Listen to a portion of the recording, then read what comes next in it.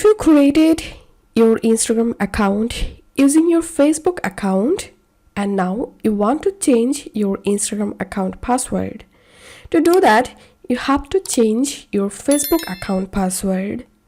So go to your Facebook, make sure to log into your Facebook account, then tap on Profile menu, tap on Settings and Privacy, and tap on Settings. Tap on See More in Account Center. Tap on Password and Security.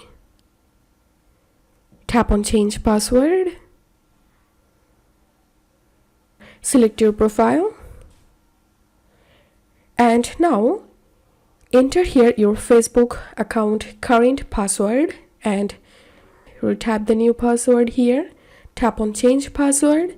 And then your Facebook and Instagram account password will be changed. So this is how we can do it. If you find this video helpful, don't forget to subscribe to Tutorial River. See you in the next video.